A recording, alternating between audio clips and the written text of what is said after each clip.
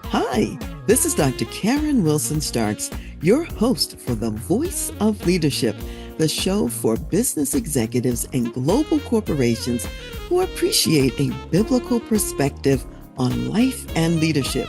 You are listening to our Fab 500 series featuring some of the best of our 500 episodes and celebrating the 30th year of Trans Leadership Inc.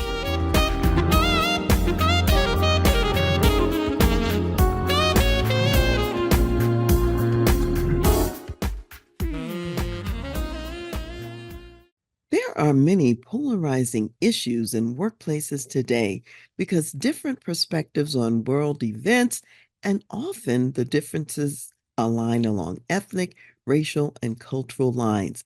I'm Dr. Karen Wilson Starks, your host for the Voice of Leadership and for Dr. Karen Speaks Leadership. Today's guest has a fresh and positive approach to the work of DEI, diversity, equity, and inclusion in organizations.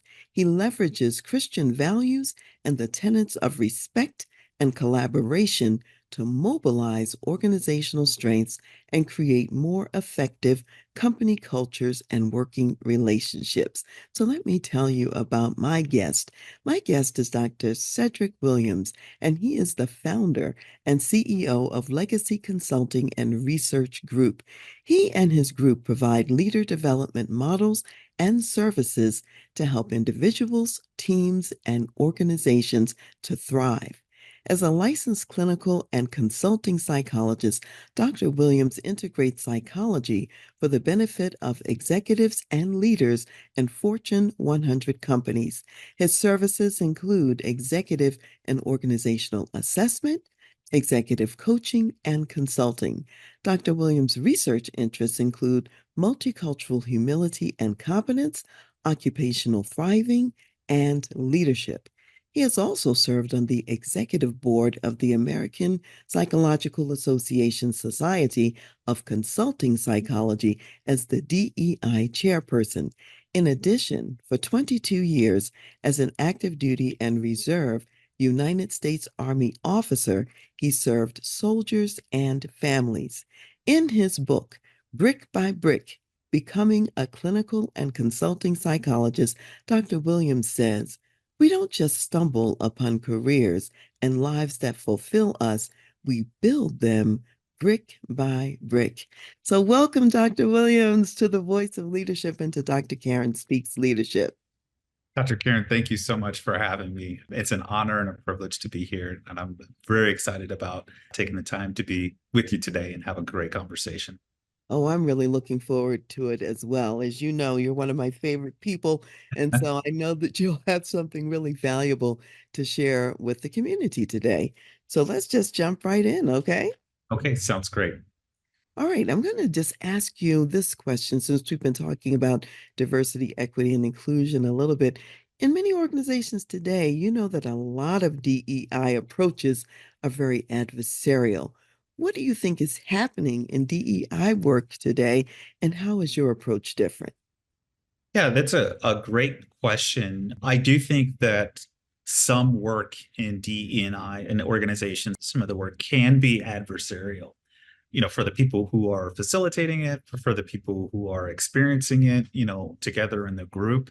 I really do try to take the approach that this is a complex topic that is meaningful for lots of people, right?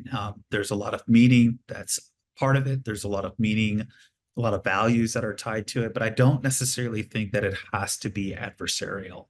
I think that even coming from the approach of like as a Christian thinking about like we're all made in the image of God, right? So like I think that for me, behind the scenes, whether that's explicit or not, that's my starting point for the way that I think about human beings.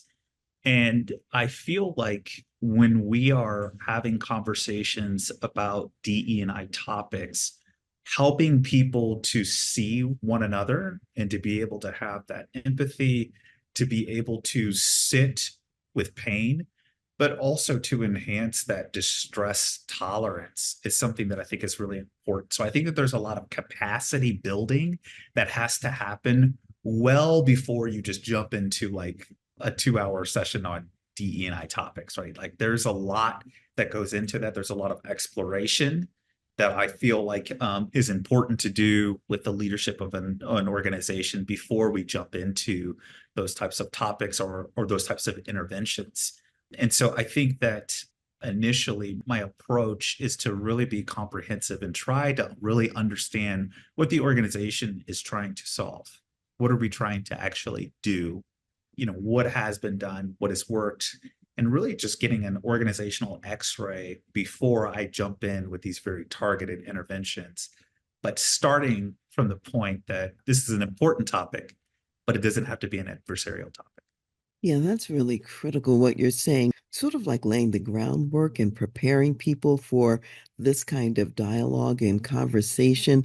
What are some examples of, I'll say, the ingredients or steps that you might take to build that capacity? That's a great question. I think that the starting of the steps is to be able to meet with the organizational leaders. I talk a lot about it's not just about getting executive buy-in, it's about having executive engagement. And so if you're doing something with an organization, whether it be DE&I work, learning and education workshops, trainings, executive coaching around issues related to DE&I want to make sure that I'm going to have executive engagement. And what does that mean, right? That means that we are meeting on a regular basis. It means that we are talking. I'm understanding what their hopes are for the engagement. What is their success statement, right? What would success look like in this organization? But I also get really clear about what are the success statements? What are the problem statements? What is the problem that you're hoping to solve or hoping to look at or to explore? And then what would success look like based off of your understanding of your organization? So that's one of the first things that I would do as far as procedural application of what I think is helpful. From there, I try to get a really strategic plan, right? That's really built out of understanding timelines, understanding that they are a part of this too. So it's not just me giving this to the organization and say, this is what we're doing. It's a collaborative experience that's also cross-cultural, right? And so that there's some that modeling of this is how we work together. This is how we build this together. Even in the contracting phase, like this is something that we have to do in collaboration with one another. And so really trying to model that and also making that explicit so we don't get into a place where we're compartmentalizing DE&I work. No, we are doing DE&I work even in the process of how we go about the interventions, how we talk about contractual agreements, how we talk about what you will do or what I will do. So I think it's really important to not miss steps, but also to be explicitly naming the steps as we're going along. This is a part of the components that are important. Well, what I really like about what you said is really engaging the leadership, the line leadership, the executive leadership. And so often that's what doesn't happen. And DEI efforts are often off on the side. And that's why they're not very effective in some organizations. And also, you talked about modeling the process from beginning to end, everything that you're doing along the way. So I think those are excellent approaches. So now once you actually get into the room, let's say with the participants and you're doing the DEI engagement, let's say you finally gotten to that point, what is it that helps you to build safety, a sense of community, and a caring place where people can share? I think a lot about like some of the research that's out there, even from the past, of thinking about in groups, out groups dynamics. Like we talk a lot about the Eagles and the Rattlers from that experiment, like back in the 60s at Robbers Cave, like thinking about, some people feel like that they're on the outside, and then other people might be in this group and they have these factions that might feel like that they're fighting for resources or fighting against each other in some way.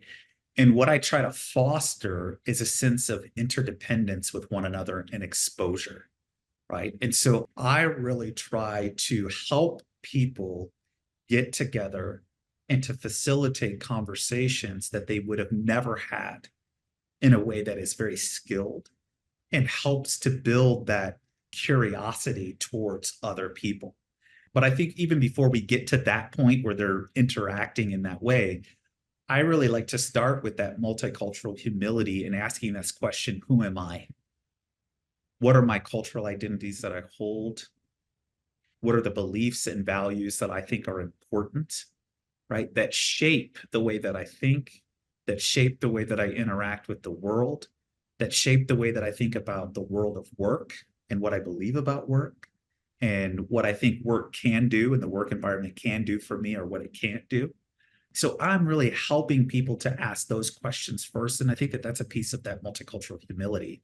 We all have different cultural identities, right? You named a few of mine, right? So like psychologist, soldier, my phenotype, you can look at me and see that I am a Black male. Those are part of my cultural identities. It tells a story about me, but it doesn't tell the whole story. And so helping people to ask these questions, sometimes for the very first time, of who am I and how has that shaped the way that I think, it can be very powerful and very enlightening for people who have that experience with their colleagues. And so we do try to create these very emotionally corrective experiences in the work environment that can really lead to that long-term change over time. Let me ask you a little bit more about the multicultural humility and competence component of your work. Of course, we know about different identities, social identities we have, and the multicultural aspect. Where does the humility part fit in, and how does that relate to the competence? Yeah, great question. So I think that the humility parts come in of really recognizing that when we start asking our questions of how I was raised and the belief structure that I had as growing up as a child, I'm a pastor's kid, right? Like growing up in my house, like, I have two pastors as my parents. This fundamentally changed the way that I think about certain things. It changed the way I think about people. It changed the way that I think about like serving others. Not even change it, but it shaped the way that I thought about serving others, the way that I thought about human beings, the way that I thought about human interaction. And so I think that the humility part is recognizing that all of these experiences that we have growing up, as a child, and some of those very formative developmental milestones and stages of our life, they help to inform the way that we are with other people at work. It takes humility to actually be able to recognize that, which builds on that competence. The way that you become more competent in, working cross-culturally is by asking those really tough questions about who you are, being very humble about who you are, and humble about the beginnings of others, right? That leads to that competence. But I don't think that that's a step that you can skip. You can't just go right into the skill. I think you have to be very introspective and really figure out, like, how has this shaped who I am? Can I think about it for a moment? And can I also acknowledge that somebody else has an experience that's similar to mine, but different? And their story is worth knowing and worth telling and worth hearing. And lots of times adjusting and accommodating for as well. Right. And that's that imago Dei. Like you are, I'm formed, you're formed, right? And that we're humans. And so I think that those are important steps that we don't want to skip. When I'm hearing you talk about this, Dr. Williams, I'm thinking about humility in this sense that my own experience, whatever it may be, is not the only experience, and that humility actually increases the curiosity to find out about other people and to realize that because of whatever my identities are, they're pieces of life experience I may not have even experienced or seen or been exposed to. So it's the humility to recognize that that's the case as well, is what I'm hearing you say. Very much so. That ability to recognize in some language we use, like there might be blind spots. There might be blind spots of I didn't know this or I didn't see this or I was just unaware. I think one of the going back to that first question about, things being adversarial or not, a lot of times the conversation about DE&I think gets adversarial because we equate these biases that people have with them now being bad people and bad persons.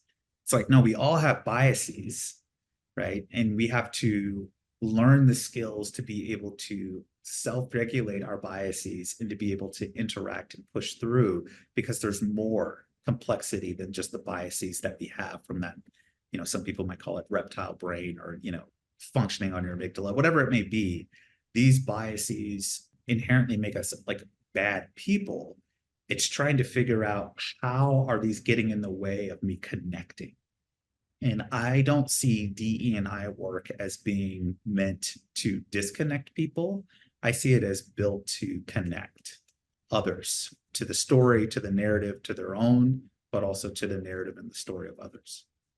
I think that's very well said. And I think often when DEI efforts fail, it becomes us against them. I'm right and you're wrong, as opposed to the kind of exploration that you've been talking about here. So thank you so much for how you're explaining it and also for the work that you do, which leads me to another question I want to ask you about, because in recent years, as you know, we've been in the midst of escalating tensions between the police and particularly the Black community, often resulting in a lot of unnecessary deaths, to the point where some have even called for efforts to defund the police.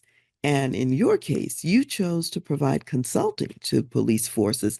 So tell us about your work with police and fire departments and how you're making a difference.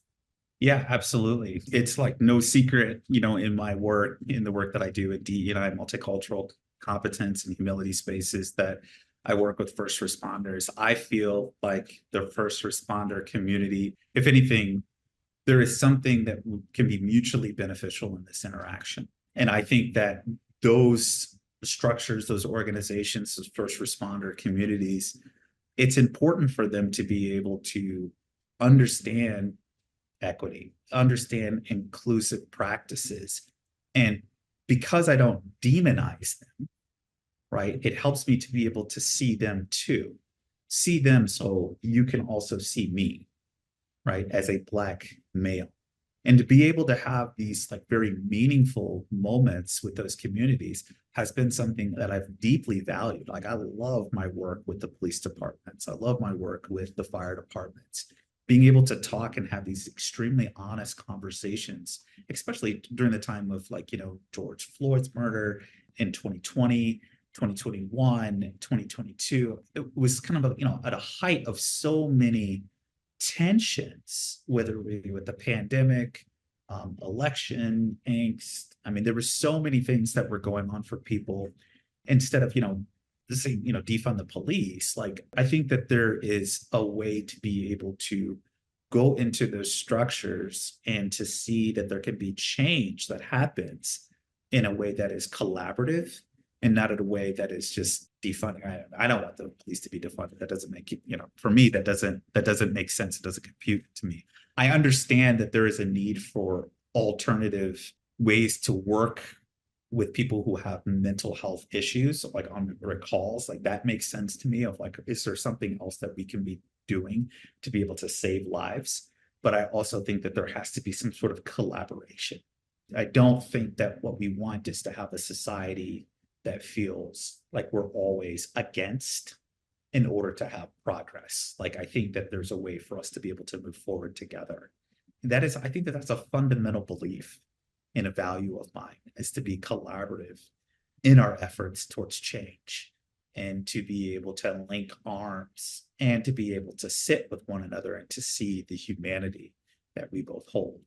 And I think that that's slow work at times, but things like 2020, 2021, I think it speeds up that process. And, we're continuing to see some of the ramifications of that. And I think in a positive way, like there needs to be reform. In the same way, there needs to be collaboration in order to get reform. And so I try to be, at the tip of the spear in that to be able to help out the best way that I can. Absolutely. And as you know, we both share the view that defunding the police is not the answer. And so I really appreciate the fact that you decided to jump in there and actually provide some services in a Yeah. collaborative way where there's mutual learning. Mhm. And you demonstrated first. You see the police then it's an invitation for them to see you and to learn from your perspectives and what you've seen as well. And you're learning together. I think that that's really a very healthy way to move in these spaces. And so I applaud you for the work that you're doing and the impact that you're having as people are reforming and considering new and different approaches for how they will move forward. So that's really phenomenal. I know that you talk a lot about a concept that's organizational thriving. What is organizational thriving from your perspective? And what are some examples that you have from the work that you've done, just working with organizations in general, how you've helped them to thrive? What does it look like? Yeah, that's a great question. I like the word thriving from, I mean, there's a lot of people out there who write on thriving, thinking about like Dr. Pam King, and she talks a lot about flourishing and thrive, who's out at Fuller Theological Seminary, Fuller Graduate School of Psychology, Marriage and Family Therapies, colleague. I like her work. I also like the work of Christine Porth. When I think about thriving, one of the things I like about Christine Porth's work is looking at vitality and learning. So if there is a sense of vitality within an individual or within an organization, and there's ongoing learning and vigor, that is an outcome of a thriving organization, is that there is a lot of learning, there's a lot of growth, there's a lot of connectivity, there's a lot of ability to be able to flourish and to be able to give back, right? To give back to the people that they're serving, their clients, the people within the organization, and the communities around them too. And so I think that for us in our work at Legacy, we really do try to help people to move towards occupational thriving in a variety of different ways. A lot of the work that we're doing with people is really setting up some pretty robust like learning and education opportunities to be able to think about this out loud with one another, to really get a baseline of not just like leader development, but character development. There's a lot of things about leadership, which I think are important, but one of my favorite things, just even the last 3 years of working at the United States Military Academy in the summers as a reservist, teach a course there called Psychology for Leaders in the Behavioral Sciences and Leadership Department. And when I first came in, I was amazed at how much emphasis at West Point is really focused in on character development. Like I mean, I have been in the military for a long time. We talked about character for a long time, but it's the character formation within organizations that is so helpful. So if you're helping people to really think about building and being people of character, that's a leadership skill that I think a lot of people just don't, maybe they just don't get, in organizations. But focusing in on that, I think, is a precursor to that thriving, that vitality, that learning, that vigor. It's really starting off at a baseline and saying, what type of people do we want to be before we decide what we're going to do? Who do we want to be? Who do we want our organization to be for others into the world? And to me, that's a worthwhile and noble effort, right, to lean into. And so I think for us at Legacy, like we're asking that question as well. Like, who do we want to be as an organization as we help other people figure out who they want to be? I think that's very powerful because you're starting from what I'll call the inside out. And deciding who you want to be also taps into this whole notion of the values that are important, to you and the values that you want to live, whether individually and also as organizations. That's like the foundation and the precursor to the organizational thriving that you describe. And you mentioned this character formation and the military connection and being at West Point and so on and so forth. So say a little bit more about what you learned in the military and tell us a little bit about what you did in the military, first of all, and then the lessons you learned that you're still applying today. All right. Yeah, I'd be happy to share a little bit. Like for one, like I really enjoy my time in the military. It's been like quite the journey, and I'll try to keep the question as brief as possible because I feel like I can talk about this sort of stuff all day and like lessons learned and things that I've kind of gathered over the last couple of years. I will say that like the military for me, I have met some of the greatest human beings that I've ever encountered in my time in service. And this is what, right? Like of like the people that you meet inside of the military, they're the type of people that you want to be around. like the type of people that like, gosh, I want to be like you in your character, your work ethic, like those type. And so that's really what's kind of kept me in the military for these 22 years is like the people, the human beings, the people that you're serving, the people that you're working with, like they're wonderful people. I do like a mission and purpose focused organization. So it's nice being a part of that as well. And I believe in the mission of the work that we're trying to do. I came in the military, 9/11 was my senior year of high school. And so I can remember being in economics class with a friend of mine who I had known since junior high, high school. You know, we had played sports together. We're watching, you know, the Twin Towers fall. And then we, you know, a couple of months later, we find ourselves in the same company for basic training in airborne school because we had enlisted together, right? Left the same day and did all that type of thing, became teammates once again. And I think that for me, the catalyst for of course, the catalyst was from 9/11 to join the military, but what kept me was really the people. And you get inside and you really want to serve and be a part of this community that is trying to serve others, trying to do the best that they can in this world that we live in. And of course, like there's flaws to any kind of organization, and the military is not void of those as well. But for the most part, I would say it's the human beings that you're serving. Really, it was my time in the military that was the catalyst for me to become a psychologist, a deployment. And so I can go into that, or I can pause too.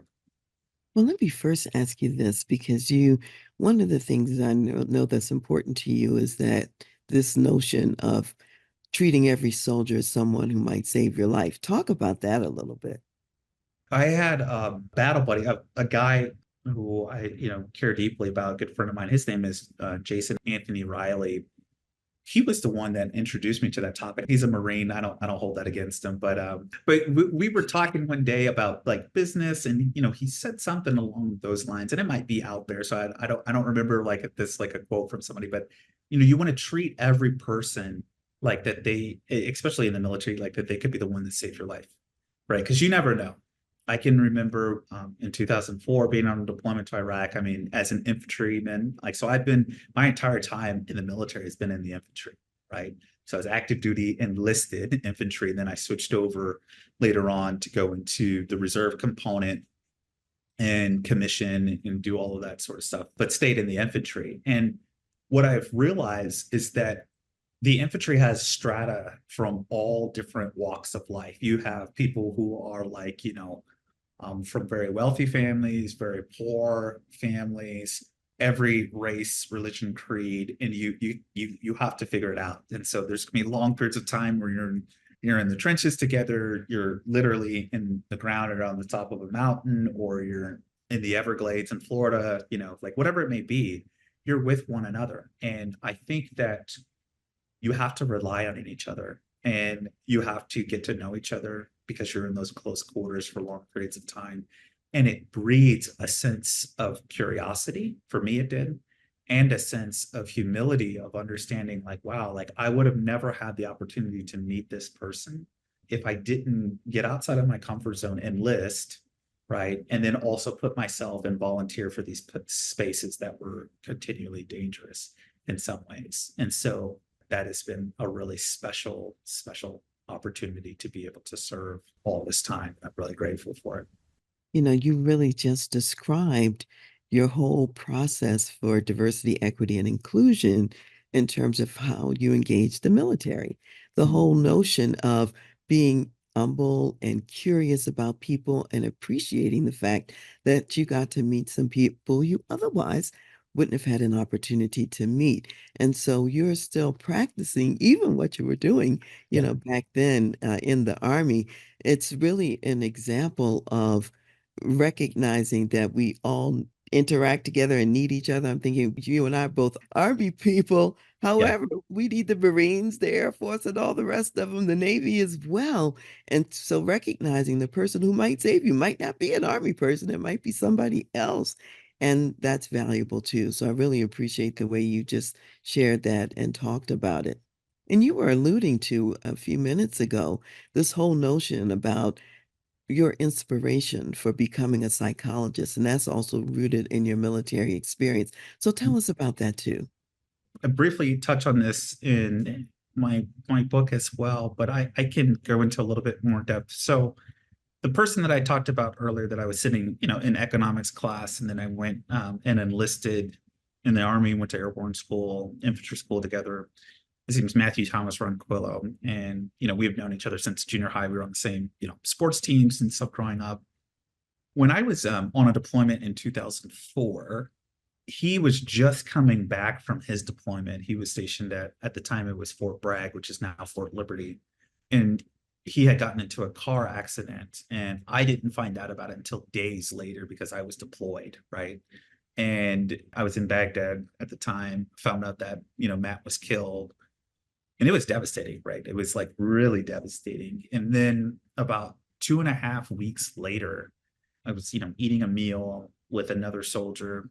And then later on that day, there was a group of us eating a meal, sharing a meal, kind of laughing, kind of cutting up. And then later on that day, into the night, he was killed. His name is Staff Sergeant Rene Ledesma.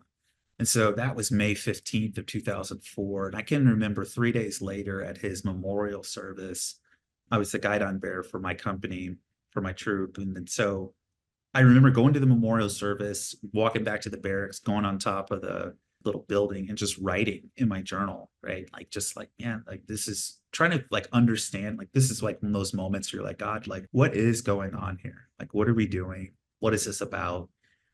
And it was in that moment that I was like, one day I would love to be a psychologist. And I wrote that in my journal that day, May 18th, 2004. And I think from then on, it was just a process of discovery for me. I would rummage through all these books that they would send in these care packages, like when you're deployed, they would send care packages of like books and snacks and things like that. So I started like reading all these psychology books, trying to answer questions about human suffering, human pain, human behavior, which really led me deeper and deeper into this interest into this field of psychology. And that was the catalyst. That was the catalyst. These two really traumatic events led me into the field of psychology. I wanted to be in spaces where I knew like not everybody's going to come and like sit on a couch and like talk therapy. Like that's not for everyone, right? But people do go to work. And so as soldiers at that time, like we didn't really have like, it's not like you have like lots of therapists around, like, you're just kind of like going back to work and doing the thing and going back on a mission or going on a raid or going on a patrol, whatever it may be. That's what you're doing. And so I wanted to be able to be a psychologist. So eventually I would be able to go to people who would otherwise not necessarily walk inside of a therapy room. But how can we take these psychological principles that I think really do help people where they were at? And if that means that they're at the work environment, then I'm going to take these psychological principles and bring them to the work environment to help people to live more functional, more regulated lives. That's really what I've been doing. So these very significant losses that you experienced, very shocking and sudden, also, this is what prompted you to think about how psychology could make a difference and how you could make a difference as a psychologist in the workplace. Yeah. And if you had had those services though at that time, how do you envision they would have helped you? Yeah, good question. So, and I think, and to be fair, I can remember when Matt was killed, my platoon sergeant at the time, I remember, like I said, it was days later. So like I can remember getting the email from my dad and just kind of like running out and just like kind of like in shock. And my platoon sergeant at the time, he recognized that I was like, I was distraught. And I think that Sergeant Jennings, when he just was caring and supportive, he was like a huge, tough guy, tough infantry soldier. But man, I mean, he was just like in that moment, he was like a teddy bear, right? Like he was like one of those guys that's like could cry on and with. And I found a lot of guys in my platoon, we were able to share this moment, and it was really special and safe. To say that there wasn't any care, I think that there was care for the best way that we knew how to care. And even that little bit was sustaining enough. And I had even like taken a day off or so and got some rest. as well. But yeah, I mean, just even that peer-to-peer support in those moments was very transformative and meaningful. There was no shame in it. We had all been experiencing a lot of loss. And so for there not to be a moment of shame when there was grief that was, normal and natural, it was powerful. And honestly, it deepened my appreciation for the people that I was serving with. And honestly, it invigorated me to want to do more for them as well. I think that's really powerful what you were just saying about the peer-to-peer support. A lot of our work when we go into organizations, including military organizations, is to develop capacity within those organizations in order to provide the care and the service to each other because there's only so many of us who are psychologists. We're not going to be around all the time. So our job really is building those skills inside the organization too. Yeah, absolutely. And I think that that's a great point, Dr. Karen, because, I think a lot of times when we go inside of these organizations, like the goal is not to like have Dr. Williams here for the next 50 years, right? Like that's not helpful for them. And like you said, there's only one or 15 or 12 of us on our team and our consultants and coaches, but like there's hundreds of thousands in this organization. So being able to help them to see what they can do, how much they can do, and to build that capacity within the organization. I mean, that's the thing that I love when they can, come, that light bulb goes on of like, this is something that we can do, and we've co-created this change or this policy or this structure that allows them to be sustaining over, a period of time. That's the joy of the work. Yeah, I think that the goal as a good consulting psychologist is to continue to work yourself out of doing everything within the org. You should do everything within the organization, right? You should partner with the organization and figure out what they can do and to work with them. And so I think that that's important. It's a great point. Absolutely. And you and I both know that the field of psychology is very diverse and there are lots of ways to serve. And we've been talking about your consulting company. We've been talking about diversity, equity, and inclusion, the work you do there, creating thriving organizations. I know that you've also served as a professor. So tell us about other ways that you've served in the field of psychology. Yeah, absolutely. Like I think that's one of the joys, like, as a psychologist, you do have an opportunity to be really diverse, right? And to go into a lot of different domains. So I do a lot of consulting psychology work within teams and organizations and coaching, executive coaching and consultation. But I've also been able to teach and to be able to, direct a program at Fuller Theological Seminary, Fuller Graduate School of Psychology and Marriage and Family Therapy, which is the place that I went and got my PhD from. And to be able to go back into that community and serve in some capacity has been really important. Being able to, to cultivate a clinician consultant training model there that I think is really important, of really teaching people who are more clinically trained how to be consultants in different spaces, whether it be mental health consultancy or an organizational consultancy. That's been something that we've been able to focus in on in the program. It's been a joy. There's some wonderful people there at Fuller, which has been great. It's been a great opportunity to serve. And I really do like the integration of psychology and theology. Sometimes with my corporate clients, that's not going to come out explicitly, right? Per se. Sometimes, like, there are explicit components, like when it comes to certain clients, like whether we're working with churches or we work with like an executive who has wants to talk about spiritual issues. Like even just today, earlier today, I was meeting with an executive from a venture capital that we've been working with for years. And we had a conversation about faith and integration, and it was extremely normal and natural and integrating. And I think that at Fuller, what I love is that is what we do, is that integration piece. Because I think that spirituality and just in general is becoming more and more important for people. People are curious about how to integrate their faith in the way that they think about making business or ethical decisions. And so I don't see these as being like so separate. I think that it's embedded in a lot of the work that we're doing. So I love that part of teaching at Fuller. And then for the last 3 years, as a reservist, I've been able to teach at the United States Military Academy at West Point, teach a course called PL 100, Psychology for Leaders. It's at the end of their first year of their freshman year at the academy. And honestly, I mean, the students, the cadets there are just, they're incredibly sharp. Like they're just brilliant human beings, phenomenal people. And it's just a joy to be able to be around them, be a part of that community.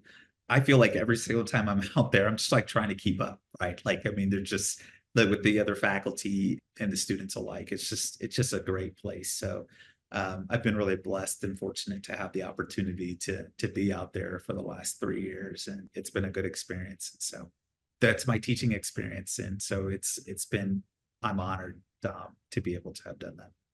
Hearing you talk about West Point, of course, brings back wonderful memories for me because it was a joy to work with the cadets when I was stationed there many years ago as the clinical director of the Cadet Counseling Center. And you're right. I mean, working with really bright, intelligent, forward-thinking people is inspiring. It Yeah. makes the work a joy. And so I think when we're in the academic area, another thing that occurs to me is seeing young people to be so engaged and say, there are good people out there. So our future is secure in some ways that maybe we might not always think it is, because a lot of times those who are causing issues get a lot of attention and not necessarily those who are really doing some great work. You talk about like the best and the brightest. I mean, there's just some amazing human beings. One of the parts that I really loved about working at West Point, like part of their class project, is that they would write a paper. In this paper, it was kind of like a narrative paper. It kind of talks about like a leadership struggle or things that they're going through and like kind of how they've overcome it. And I would find myself like the first year, I was just like, it was, I would like several times I would pick up the paper and I would just like have to like set it down and just like, I cannot believe an 18-year-old or a 19-year-old just wrote this paper. Like it was just so well done. Yeah. Like, and I'm not talking about just like the grammar, but I mean, even though that was like pretty good too, but it's the content. It's like what they're trying to accomplish. Like you can see it after this like whole year of them being at the academy. It's like, wow, like these people are really being formed in a way that is they're trying to go somewhere and they're trying to be leaders of character. I think it's really admirable, right? Because these types of people, of course, they're going into the military, but they're going to go well beyond. Like not everybody, the 1,000 people that graduate, or come into that class, like some of them will serve for 8 years. Some might serve for 20, but a lot of them are going to go into organizations and do a lot of things all across the world. So it's just neat just to see the depth and the content of some of the cadets and the students. Yeah, our future is bright. Let's talk about your book, Brick to Brick. Tell us about the book and why you wrote it. Being a first generation professional, this is like a book that I wish that like somebody had written like when I was like in school, right? Like as a psychology student, because the book is really a process of me trying to understand what it was happening. So I like started writing this book when I was in grad school and I was meeting with clients and having these like significant experiences with these clients. It's like I'm a student, but I'm their therapist.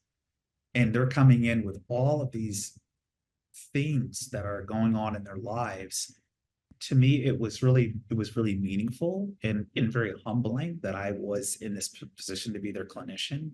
And I feel like they taught a lot, like their stories, their narratives, they were also teaching me and as I was learning in school.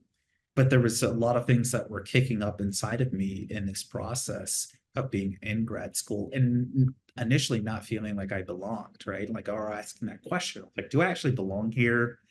Like, am I just like an infantry guy who just like kind of stumbled upon something? Or like, how did this really happen? Right. But really sticking with it and learning and trusting the process, meeting good people, meeting great mentors. It just inspired me to say, I would love to write something for future psychologists, for future, people who are doing in the helping profession, to be able to say, like, this is kind of what it's like. Here's some things to be thinking about as you become a clinical and consulting psychologist. And so the focus is more on people who are in the helping profession, but I put reflective questions in it for anybody who's building a life, right, or building a career. Like, there's questions at the back of every chapter for the reader to be able to engage their own setting, their own life, whether you're a business person, a marketing person, a nurse, or whatever it may be, having an opportunity to reflect on your own becoming and what are you building. And I think Brick by Brick was intentional of like really trying to think like you have to start small and you build upon what you have. And for many people like myself, or a first generation professional, like sometimes that's hard because you don't necessarily have a blueprint, but hopefully that this can be a mentor and a guide for others who read it. I really thank you. I really like the fact that the book is relevant no matter what career a person might be going in, because you're inviting them to do some self-exploration and to really think about where they're starting and how they're building. So say a little bit more too about what are some lessons, general lessons in the book that would apply to anyone, whether Yeah. they're a psychologist or not. Yeah, some general lessons that I think one, I think I emphasize this a lot, is like finding a good community that you can travel with, people who are with you and who are for you. And I kind of talk about that throughout the book of different people who I met along the way who were supportive, finding good mentors, but also trying to perfect your craft. Like one of the things that I think it just really helped me was when I was in grad school, I met with like 30 psychologists. I was like cold calling people in the Los Angeles area, like, can I have an hour of your time and just learn what you do? Some of them were private practice, some of them were consulting psychologists, some of them were research psychologists, some of them were neuropsychologists. I was trying to hone in on what I thought was like the best career trajectory.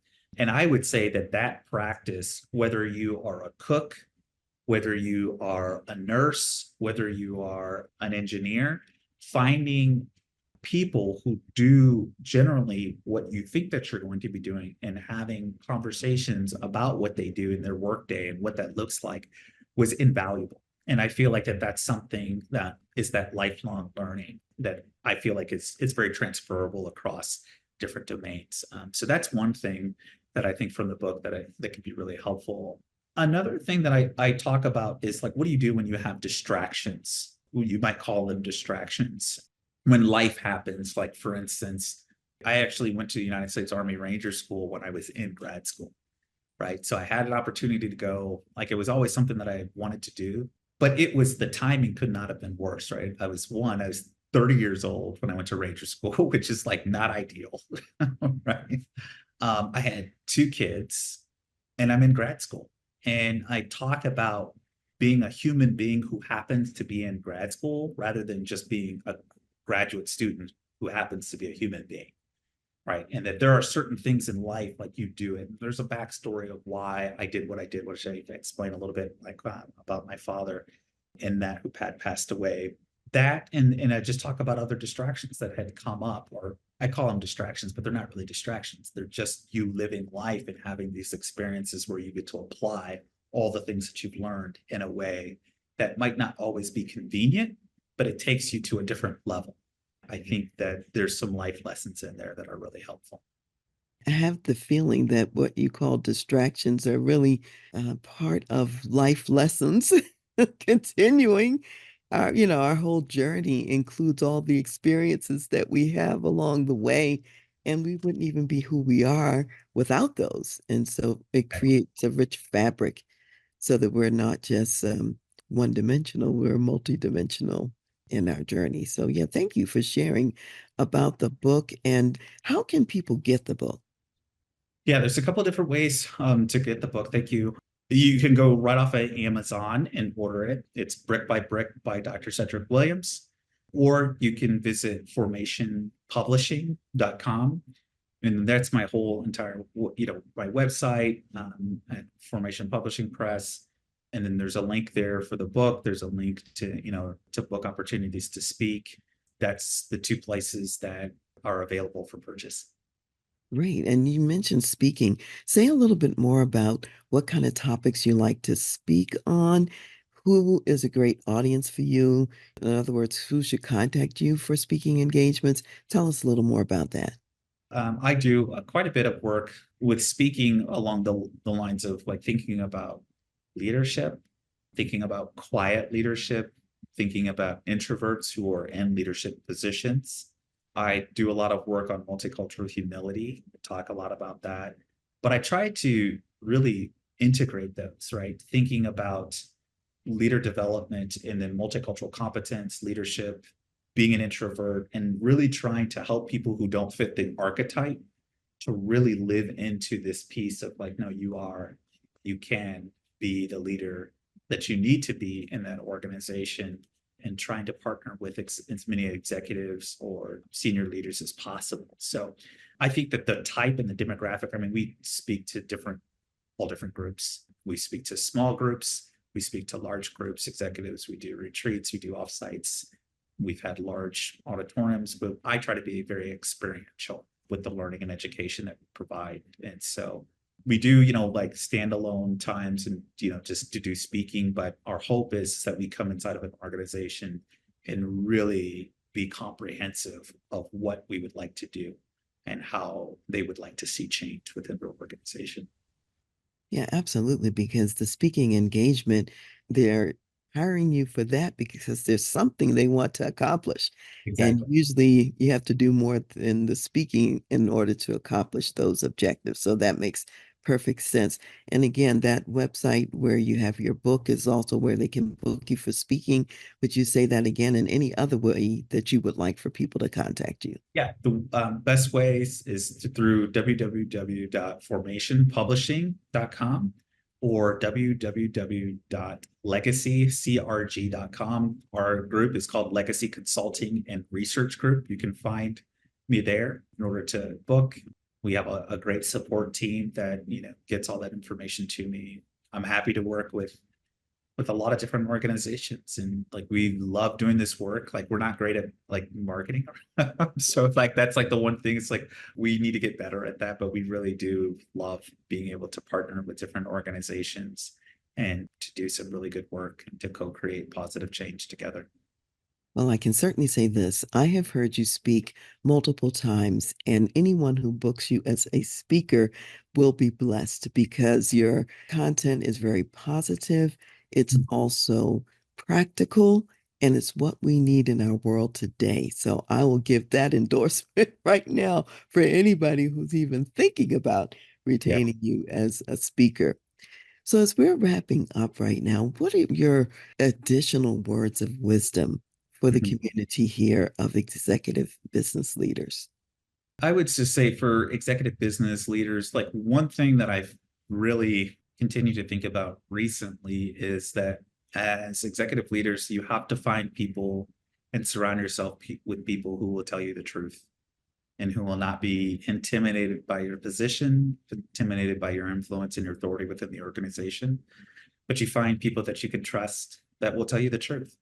Sometimes I think that that's a form of like, peer groups. Sometimes I think it's in the form of executive coaches and consultants who can walk with you and through some of the hardest parts of your work. But I think that that's critical. It allows for accountability. It allows for trust to be built and a modeling of collaboration. So that's probably the thing that I've been thinking about the most recently is finding people who will tell you the truth, no matter your authority and influence within the organization. Well, that's really profound and important because, as Jesus said, it's the truth that will set you free. So, very, very important. Thank you so much, Dr. Williams, for being here with me today on The Voice of Leadership and Dr. Karen Speaks Leadership. I appreciate everything that you've shared with the community today. Dr. Karen, thank you for your time. Thank you so much for having me. This has been a joy, so I appreciate it. Thank you. You are welcome. And we will close the show today with a scripture reading that comes from Philippians, the second chapter. And I'll start with the first verse. And it says, therefore, if there is any consolation in Christ, if any comfort of love, if any fellowship of the Spirit, if any affection and mercy, fulfill my joy by being like-minded, having the same love, being of one accord, of one mind. Let nothing be done through selfish ambition or conceit, but in lowliness of mind, let each esteem others better than himself. Let each of you look out not only for his own interests, but also for the interests of others. And to those of you listening today, I think you heard from Dr. Williams all the ways and approaches that they look out for the interests of others and use that whole spirit of humility to make a difference. So be blessed as you apply those same principles to your life and business today. Thank you. Hi, this is Dr. Karen, and I'm here today with Jos Snoop, who is the CEO and president of the Bible League. And the Bible League is a ministry that provides Bibles and instructional materials in the Word of God, as well as trains teachers in their local language and culture to share the Word of God and to disciple people. So today, Yost, tell us a little bit about the impact of the Bible League. What's going on out there? Last year, I met this lady. Her name was Nimia. Nimia was born in 49. She became a Christian in 2002. And last year, we were able to invite her in one of our trainings.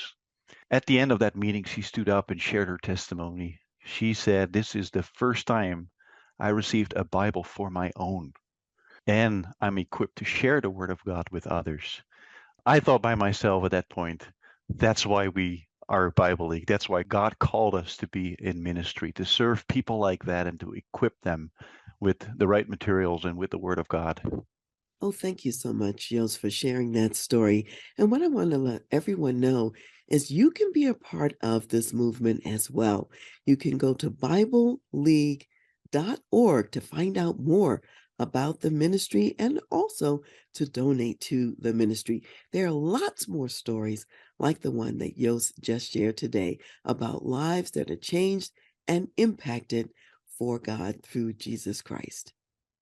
Hi, this is Dr. Karen, and today I'm here with Terrence Chapman, who is the president and CEO of Victorious Family and also the author of Do Your Children Believe? Victorious Family has a goal of reaching 9.2 million families by 2030.